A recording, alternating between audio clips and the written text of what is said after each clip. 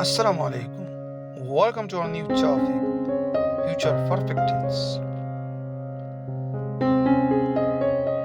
Future perfect tense is used to describe an action that will have been completed. That will have been completed before a specific time in the future.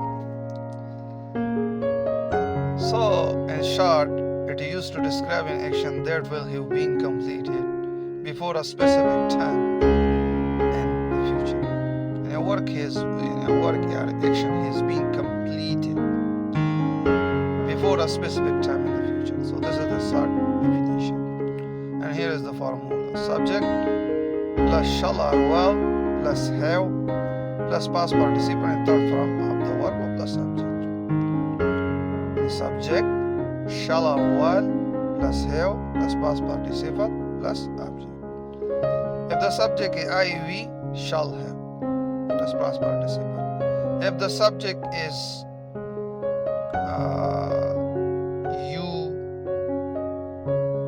they, he, she, it, singular noun or plural noun, then will have plus past participle or object. This is the simple formula. Example: I shall have finished my work by tomorrow. I shall have.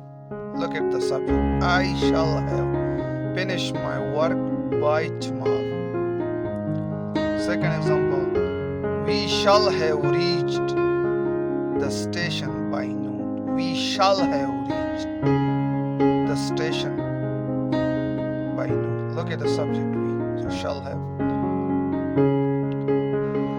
Third example: he will have completed his homework by evening. He will have completed his work by evening. And he will have completed his homework by evening. Number 4 example: they will have arrived before sunset. They will have arrived before sunset.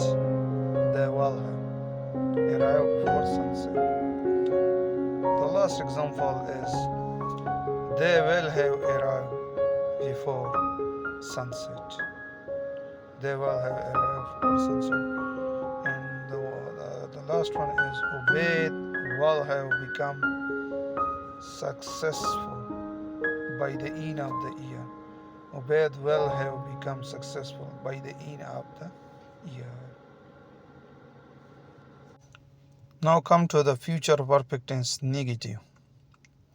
So we will discuss the future tense negative sentences. Here is the negative. Now come to the negative sentences. Here is the formula.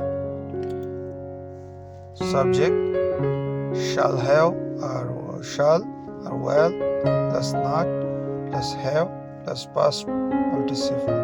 Okay? So you should just put not after the shall have. Look at the sentences. You should write not after the shall or will. You should write not after the shall or will. Now I'll give you some example.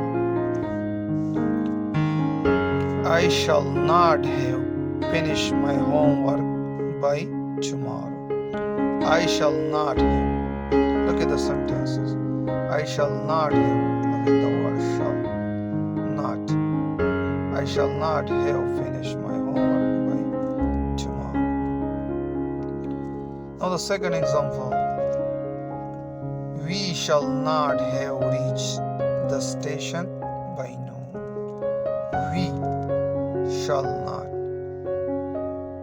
Look at the sentences. We shall not. We shall not have reached the station by noon. Look at the third example. He will not have completed his homework by evening. So look at the subject.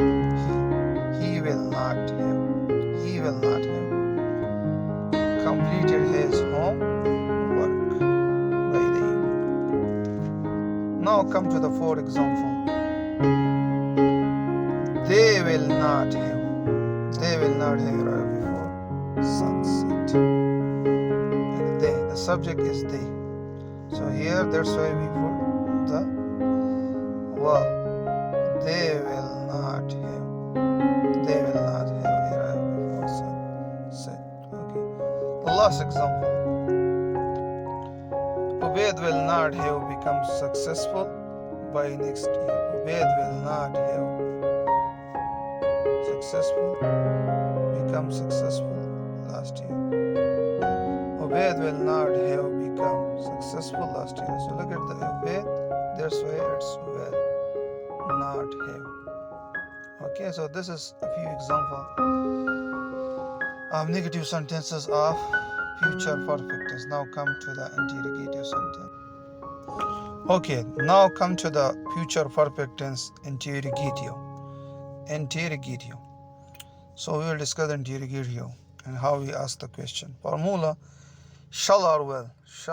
Look at this one. Shall or will be used before the sentences. Then subject plus have plus past participle. Okay, the main verb. That's the silent interrogation. Here we'll give you a few examples. So look at the example. Shall. Look at shall. First example, shall. Shall I have finished my homework by tomorrow? Shall. Look at shall is using after I. There is I, so we use shall before the sentence. Shall I have finished my homework by tomorrow? Look at the second example. Well, you have. Look at the well. Because the subject is not I and we. That's why we use well. Well, you have completed your homework by the evening. So this is the sentences. Well, you have completed your homework by the evening. So look at this example.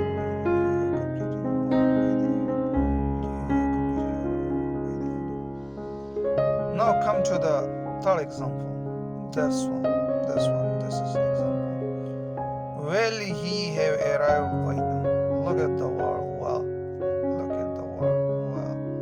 Because he is the subject. Will he have arrived by noon? Okay, and look at the fourth example. Well, the subject is there. That's why we're using it. Well, they have reached the station before sunset. Well, they have reached the station before sunset. Okay, and come to the last example. Will Ubaid have become successful by next year? So this is the last example. Okay, so easy. Will or shall will be used before sentences here. Look at this example. This one and that one. Everyone has will or shall before the sentence, and the last is silent interrogation. That's it. Now our next topic in Urdu, a future perfect tense, will coming soon. So thank you so much for your time and support. Take care of yourself, family, and yourself. Thank you so much for your support. Thank you so much.